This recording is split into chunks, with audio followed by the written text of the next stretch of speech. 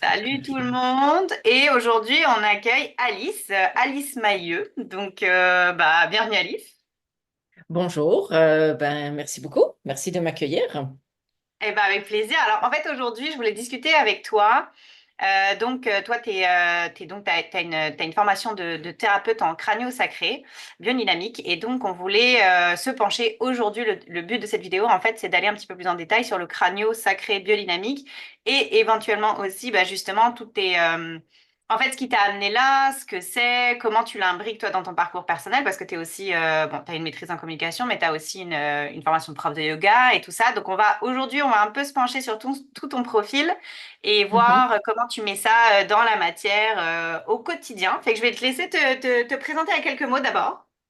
OK, moi je suis Alice, je suis thérapeute en crânio-sacré biodynamique. C'est ça, pour me présenter, je vais rappeler un petit peu comment est-ce que j'en suis arrivée là. En fait, moi je m'intéresse aux sensibles depuis très longtemps. Enfin, je suis quelqu'un de très sensible et à un moment donné, je me suis rendu compte que tout mon parcours est axé autour de ça. Donc voilà, autant je suis arrivée à faire une formation de professeur de yoga, à étudier en communication interpersonnelle et là, j'ai fait une recherche en abordant la méthodologie phénoménologique, donc qui permet d'étudier entre autres des phénomènes, parce que phénoménologie, c'est la science des phénomènes. Donc voilà, et là, j'ai étudié les groupes l'art. Bon, puis après, j'ai finalement fait une formation en crânio-sacré biodynamique, ce qui est très logique dans mon parcours. Ça continue sur le côté sensible, mais là, on aborde le côté humain. Et la biodynamie, ça reste aussi la dynamique, la dynamique de vie, on va voir ça tantôt, sur les souffles de vie, etc. Puis, parallèlement, moi, enfin, c'est ça, j'ai une carrière en cinéma. Je travaille au costume, au département des costumes. Je suis habilleuse. Et l'art est très important pour moi aussi, toujours dans cette dynamique du sensible. Au moment donné où j'ai fait ma formation de professeur de yoga, peu de temps après, j'ai commencé une pratique artistique, j'ai fait des expositions. Et c'est toujours une exploration en fait, c'est toujours la même exploration de pratique de la présence, aussi de la structure de l'être. Ça, c'est vraiment la chose qui me motive et qui relie vraiment tout. Donc, la structure de l'être, oui, nous individuellement, mais aussi collectivement. C'est parce que pendant la maîtrise, j'ai aussi exploré plusieurs théories, dont entre autres la théorie U, qui est aussi une pratique de la présence. Donc ça, c'est, voilà, pour mon Super parcours, c'est à peu intéressant. près ça. Ouais. Effectivement, super. Et du coup, est-ce que tu peux nous en dire un petit peu plus sur c'est quoi exactement le crânio-sacré biodynamique et comment ça se met en place? Et dans la matière, quand tu fais un soin, à quoi ça ressemble? OK. Alors, bon, c'est ça. Chaque fois que je dis le mot crânio-sacré biodynamique, les gens disent What? Grosso modo, ils lisent C'est plus ça. poliment, mais souvent c'est ça. Fait que, la façon très simple d'expliquer, c'est le crâne et le sacrum, c'est ce qui se passe entre les deux. Donc là, on a le système nerveux central, mais aussi le système nerveux en général. Donc, ça permet quand même d'avoir une application assez large parce que là encore, le système nerveux, c'est un système de communication autant à l'intérieur qu'à l'extérieur. Donc là encore, c'est logique dans mon parcours que je sois arrivée en crânio-sacré. Puis la biodynamie, c'est une partie spécifique. En fait, OK, le crânio-sacré est issu de l'ostéopathie. C'est les aspects les plus subtils de l'ostéopathie. Et la biodynamie, c'est vraiment ce qui va nous relier aux forces de vie. Donc, c'est les dynamiques de force de vie. Donc là, on va voir plus tard, mais il y a plusieurs ostéopathes qui ont vraiment développé des approches qui permettent de mettre en évidence la dynamique des forces de vie. Voilà, D'accord. résumé. Et donc c'est intéressant ce que tu dis par rapport à l'ostéopathie. Est-ce que tu peux nous en dire un petit peu plus sur quand ça s'est développé justement le crânio-sacré? Est-ce que c'est quelque chose, une branche qui est venue un petit peu plus tard ou... Euh, OK, historiquement, donc c'est Monsieur Searle, que je ne me trompe pas avec Monsieur Still, qui est un autre, qui a mis en place l'ostéopathie à la fin du 19e siècle. Et il a eu un élève qui s'appelle William Shutterland, qui a eu l'intuition, lui, que les os du crâne pouvaient bouger.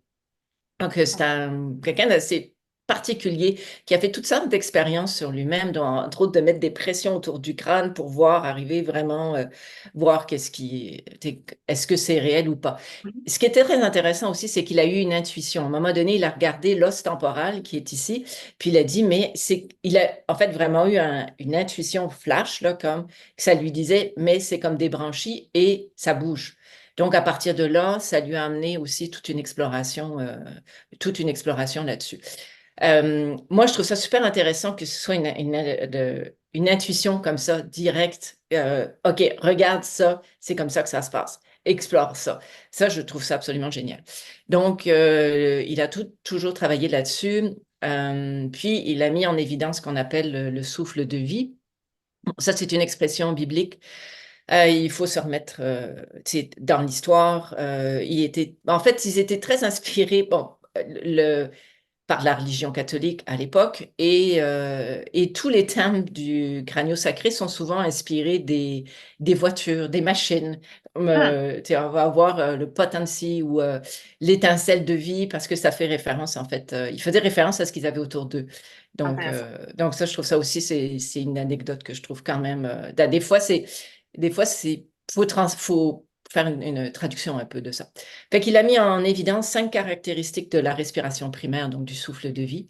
C'est que le liquide céphalorachidien a une fluctuation, que le tube neural a une motilité.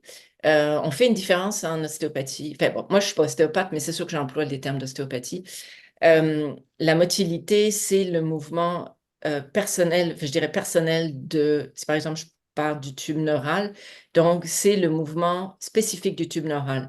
La mobilité, en fait, la motilité, entre la mobilité et la motilité, c'est que on sent vraiment c'est l'objet en particulier du tube neural. Donc la motilité, c'est vraiment son mouvement propre à lui. Comme on retrouve ça sur tous les organes aussi. On a la fonction de la membrane de tension réciproque. Ça concerne toutes les structures à l'intérieur, des structures plus solides à l'intérieur du cerveau.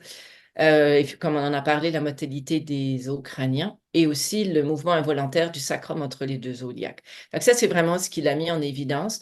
Moi, dans ma pratique, oui, maintenant, c'est parce que tout ça, c'est tellement, tellement, tellement subtil. Dans ma pratique à moi, dans la pratique de crânio-sacré, parce que c'est ce qui me différencie des ostéopathes aussi, c'est que moi, je ne fais pas de manipulation, je fais juste des touchés.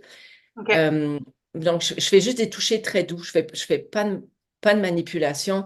Donc, tout ce que je ressens, c'est vraiment des mouvements extrêmement subtils, des cellules, les organes, je ne pourrais pas dire que je les ai en tant que tels, tant que ça, qu'un ostéopathe va l'avoir. Par contre, ce qui arrive, c'est que du fait de la subtilité, où là, ça devient vraiment plus difficile d'en parler, mais ça peut en avoir un impact vraiment profond parce que ça touche des couches très profondes de l'être, en fait, aussi. Hmm, Évidemment, bon, là, c'est plus touché de parler de ça, mais sur les zones d'information, sur quelque chose comme ça, quoi.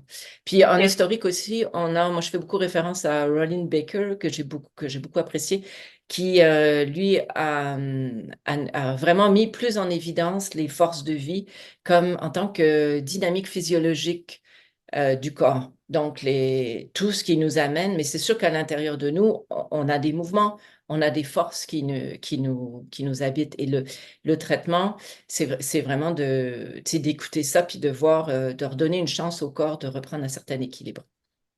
Donc, voilà pour ça. C'est intéressant ce que tu dis parce que moi personnellement, si je peux me permettre justement pour ceux qui nous écoutent de donner un petit avis un petit peu comme ça extérieur, moi j'ai fait un soin avec toi et c'est Mhm, vrai que ça a amené tout de suite, en fait tu induis un état de détente profonde, si tu mhm, m'arrêtes si je me trompe, et dans cet état-là de détente profonde, toi tu vas chercher justement les informations subtiles avec un toucher très, comment dire, très bienveillant et très, voilà, pas du tout intrusif. Donc, moi, ce que j'aime effectivement de la pratique, c'est que c'est quelque chose qui est très, effectivement, dans la subtilité.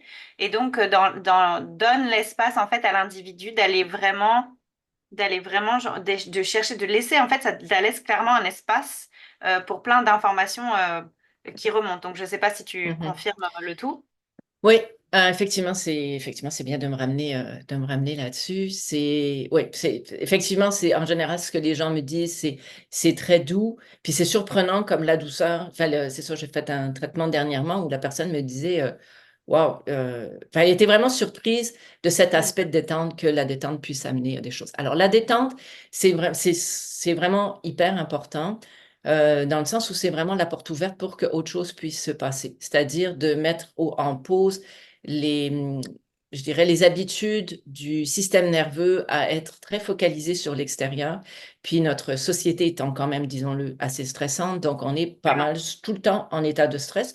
On est tellement habitué qu'on ne se rend plus compte finalement que le corps, premièrement, a besoin d'autre chose, mais on ne se rend à peu près pas compte qu'il y a comme un déséquilibre là, par rapport à ça et que cet aspect-là de détente profonde, parce qu'on parle quand même de détente très profonde, là, cet aspect de détente profonde a vraiment enfin, est vraiment très utile pour que le corps puisse se régénérer, se réorganiser.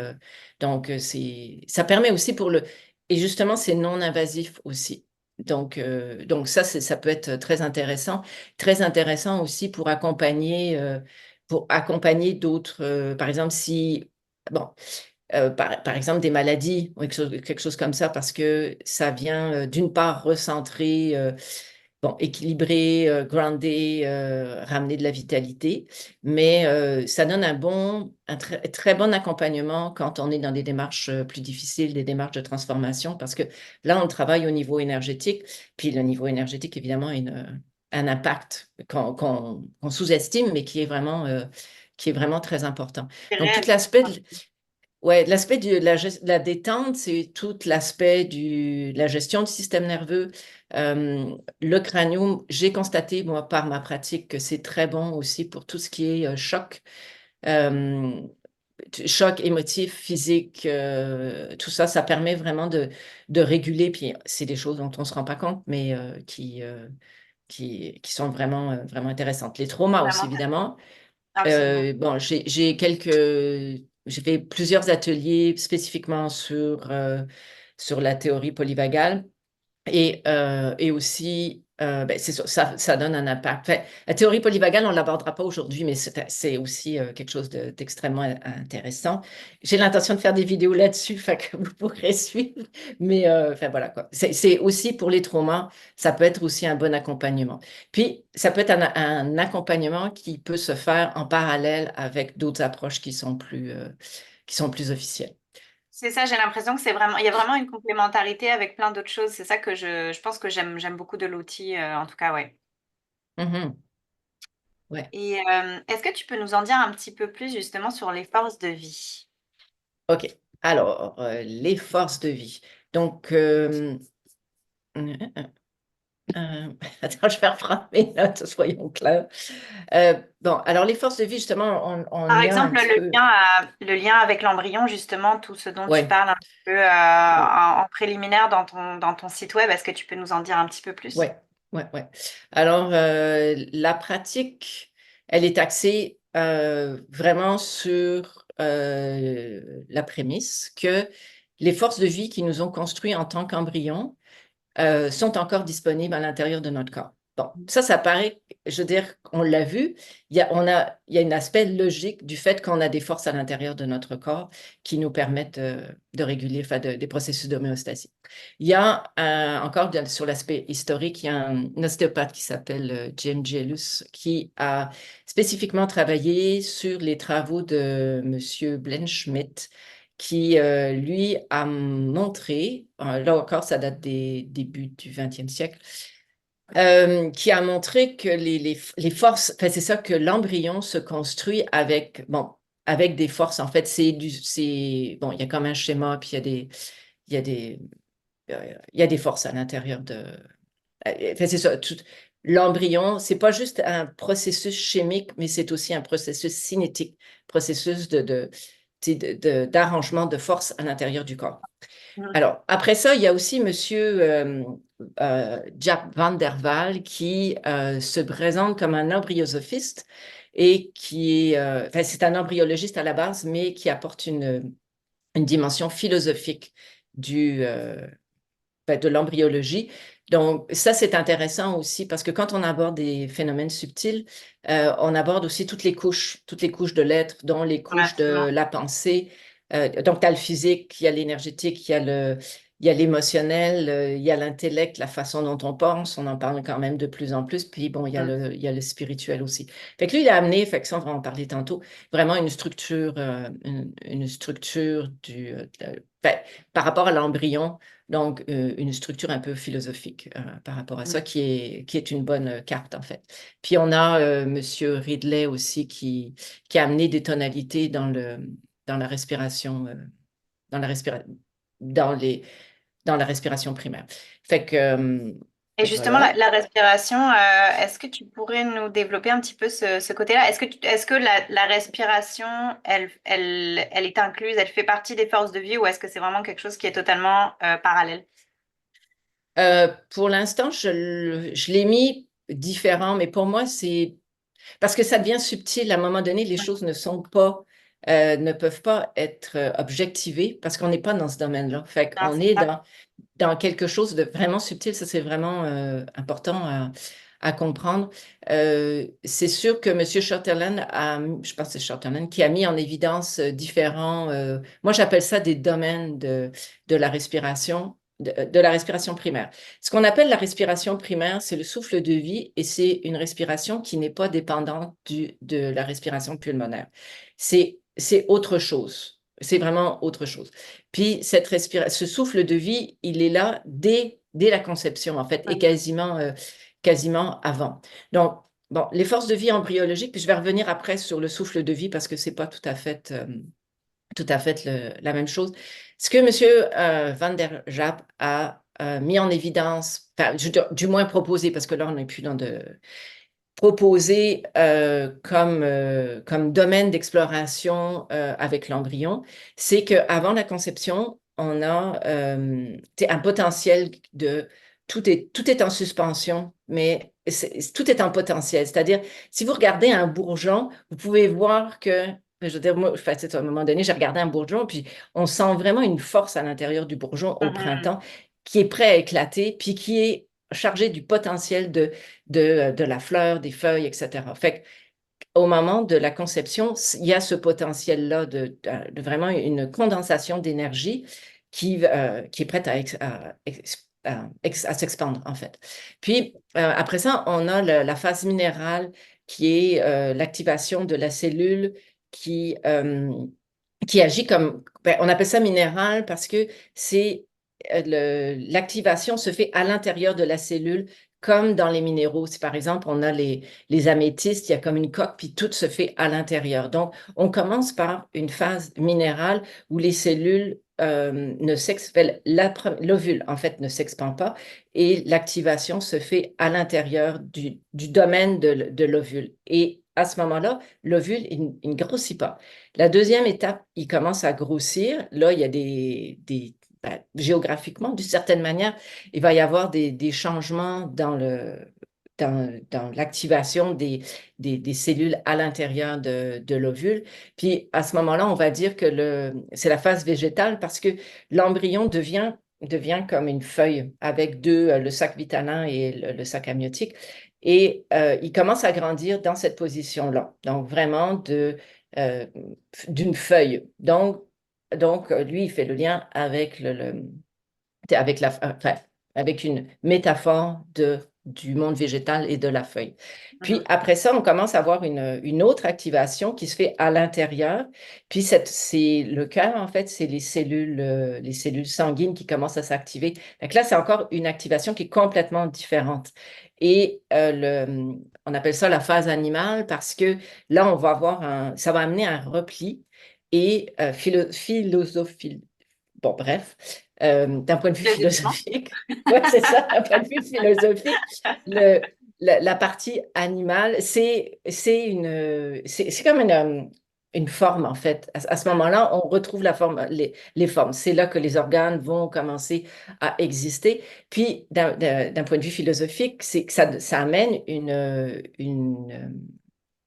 une frontière un peu. C'est que Mhm. l'animal, à ce moment-là, devient un espace et devient un espace tu sais, qui peut qui peut bouger. C'est ça aussi, qui va se Ok. créer des membres et qui peut bouger. Après ça, la phase humaine, ce qui va nous différencier principalement, selon sa perspective de l'animal, c'est que l'animal est à quatre pattes. Il a un regard qui est basé vraiment sur l'horizon. Nous, du fait qu'on soit redressé, on a une connexion avec la terre et le ciel. Et aussi, on a l'aspect de la parole Mhm. qui nous est très spécifique.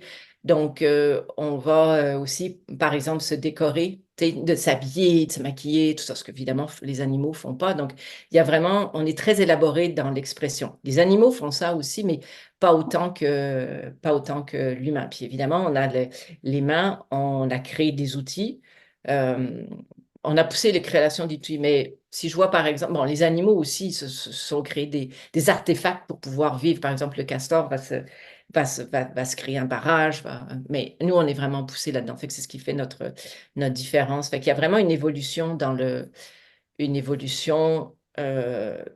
moi, je trouve ça très intéressant. La philosophie, il y a un côté très poétique aussi, qui est très touchant de voir que finalement, dans notre corps, on a aussi relié à tous les éléments. On est passé par tous les éléments. C'est philosophique. Donc, je veux dire, ça, c'est pas scientifique. C'est vraiment un aspect philosophique. Tout à Ouais. fait. Bah, en fait, ce qui me parle beaucoup de ce que tu dis et de l'outil, c'est que il y a vraiment, c'est vraiment une perspective holistique parce qu'on met tout ensemble, puis on n'analyse pas juste une certaine discipline ou une certaine partie. Donc, c'est vraiment le côté multidisciplinaire, effectivement, de faire aussi rentrer la philosophie là-dedans, qui est très Mhm. intéressant. Et je voudrais que tu nous parles un petit peu plus aussi en détail des rythmes de vie. Oui. Parce que c'est quelque Alors, chose les qui est quand rites. même très propre à la pratique, j'ai cru comprendre, et puis qui est très intéressant, oui, oui, de Oui. facto. Oui, et donc ça continue sur le travail de Schotterland qui est à la base de tout le travail crânien en ostéopathie. Euh, voilà, c'est ça. En ostéopathie, on peut explorer il y a comme d'autres choses, mais bon, le crânio-crasse sacré il devient très spécifique par rapport à ça, et c'est Schotterland qui l'a amené. Alors, moi, je vois pas mal j'appelle ça des textures de la respiration primaire. Mhm. Donc, donc, entre autres, on a, puis, ouais, cinq textures. Je vois toujours des domaines, en fait. Tu sais, c'est quand même bon. Alors, on a l'impulsion crânienne. Ça, je dirais quand même aussi le domaine dans lequel on est en relation avec le monde extérieur.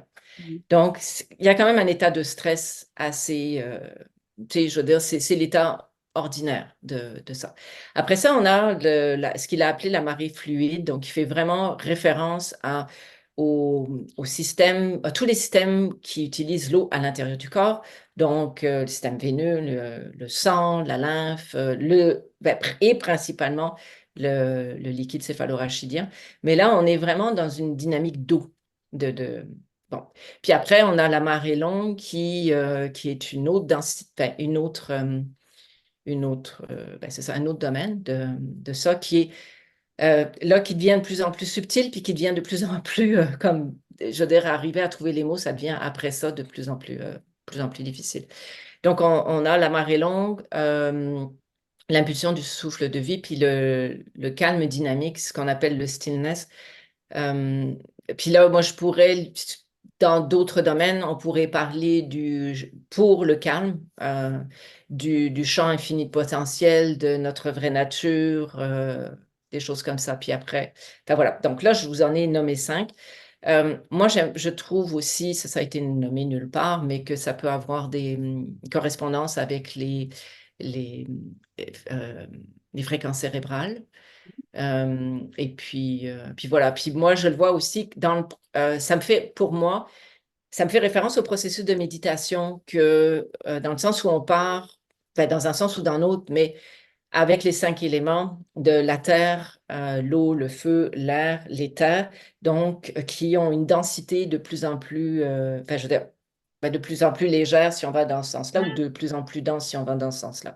Donc, on a les deux là-dedans. Donc, enfin, voilà, c'est ça. Donc, il y a C'est à vraiment une peu histoire près les de densité. Ouais, ok, ok. oui, Mhm. ben moi, c'est vraiment un des critères de perception que je vais avoir de voir, OK, ah oui, ça devient plus léger, mais il y a une partie aussi où On peut agir sur la matière dure, on ne peut pas agir dessus. Ah oui, c'est un point que je n'ai pas nommé, mais moi, dans mon mémoire, enfin, je me suis très inspirée de la citation d'Einstein qui dit qu'on ne peut pas résoudre les problèmes avec le même niveau de conscience que celui qui Mhm. les a créés. Absolument. Donc, ça, c'est quelque chose que j'ai pris très au sérieux, puis que du coup, j'ai continué à explorer, et Ouais. d'une part dans mon mémoire, mais aussi après. Donc, ça répond à cette question-là aussi de vraiment voir, OK, on a une densité, je veux dire, c'est très difficile. Enfin, ça se fait parce que de toute façon, le système fonctionne comme ça, mais on a une potentialité à accéder à des domaines qui sont beaucoup plus malléables. Donc, là, je fais ça parce que c'est quelque chose qui monte Dans la jusqu'à légèreté, l'étape dans le subtil, d'arriver. exactement, c'est ça. Ouais, Ouais. ouais. Puis pour moi, c'est vraiment des domaines, en fait. C'est vraiment des domaines d'exploration. Donc, c'est ça. Et donc, en fait, tu agis sur effectivement, moi je le vois aussi un petit peu dans ma pratique, c'est les mêmes concepts, c'est-à-dire que tu agis sur les corps les plus subtils pour que justement, par effet domino, ça ait un impact ultimement dans la matière dense. Mais, tu vois, là, je suis pas totalement d'accord avec ça parce que Mhm. moi, je vais me mettre en écoute. Donc, dépendamment je, je crée un espace, bon, de bienveillance et de sécurité, mais je mets à l'écoute. Donc, j'agis pas sur les corps ou quoi. Je fais juste écouter les rythmes.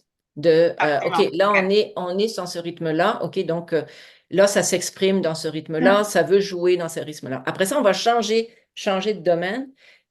Puis, OK, ça va jouer là. Bon, à un moment donné, je vais avoir une émotion qui va sortir, mais je ne fais pas sortir l'émotion ou je ne fais pas. Tu sais, bon, D'accord, donc en fait, il c'est y a dans un la côté très réceptivité en mystérieux fait. là aussi. Ouais, c'est ça. Hein? C'est ça. C'est plus dans la Ouais, réceptivité, si c'est ça que je comprends, en fait. oui, oui, c'est Laisser sûr que. l'espace à qu'est-ce qui veut s'exprimer. Oui. Mhm. C'est sûr que le mémoire est très basé sur les dimensions de l'écoute, fait que ça a été aussi C'est tout, sûr, c'est une énorme partie. Ouais. ouais, Mhm. bon, après ça, on est dans de l'écoute très subtile, là. Ouais. Ouais, absolument. Super, bah écoute, c'est vraiment super intéressant. Puis bah, pour clore cette vidéo, j'aimerais que tu nous fasses un petit blitz de qu'est-ce qui s'en vient pour toi, si tu as des projets à venir, où est-ce qu'on peut te contacter, où est-ce qu'on peut te trouver, surtout pour la pratique du crânio-sacré biodynamique et Mhm. comment et où te contacter finalement. Ouais. Alors, ben, j'ai mon site internet qui explique, bon, on reprend les concepts qu'on a vus ici, mais qui présente, si vous avez, enfin, c'est ça, qui me présente moi, qui présente mon travail, etc. Moi, je suis au centre SOA sur Rachel. Donc, dans le site aussi, il y a possibilité de prendre rendez-vous pour l'instant à partir du site directement. Il y a les tarifs, il y a tout ça. J'ai une page Facebook dédiée qui s'appelle Alice Mailleux, thérapeute en crânio-sacré biodynamique, où j'ai fait des vidéos et puis bon, je donne de l'information régulière. J'aimerais bien justement donner plus d'informations comme celle-ci. Là-dessus, il y a la chaîne YouTube aussi, mais bon, toutes les vidéos sont sur Facebook. Voilà, puis dans le développement, c'est sûr que j'ai des développements, il y a un côté je trouve que c'est important pour moi d'amener un côté éducationnel parce que c'est les gens ne savent pas trop c'est quoi, donc le grosso modo, c'est vraiment là-dessus que j'ai envie de tabler aussi parce que c'est ça, je trouve ça vraiment important aussi parce que l'air de rien, bon, l'aspect qu'on n'a pas abordé aujourd'hui, que je vais aborder plus tard, c'est sur la théorie polyvagale et ça a un gros impact sur la façon dont on se relie au monde, la façon dont on se relie aux autres, la façon dont on régule le système nerveux dans la relation. Donc ça, c'est vraiment un domaine que moi, j'ai envie aussi d'explorer. Parce Super que bon, intéressant. après, il peut y avoir des impacts bon, sur tout ce qui est groupe, sur tout ça. À partir du moment où on comprend ça, ça peut vraiment, Mhm. vraiment aider, aider et puis nous rendre la vie plus confortable, dans le fond, là, parce que c'est ça qu'on cherche quand même C'est ça aussi. l'idée, exactement, c'est Et ça c'est ça l'objectif. l'idée. Bah Oui, écoute, oui. merci beaucoup Alice, c'était vraiment un plaisir de t'avoir en entrevue aujourd'hui et puis d'apprendre tout ça. Enfin, c'est infini une fois qu'on creuse ces concepts-là, c'est super intéressant et bah on a hâte de te retrouver éventuellement dans une prochaine vidéo et puis surtout en pratique à Montréal, évidemment. N'hésitez pas à contacter Alice pour donc des soins, entre autres, de crânio-sacré biodynamique. Merci Alice et à très très bientôt. OK, ben merci beaucoup. Avec plaisir. Merci. OK. Bye. Bye.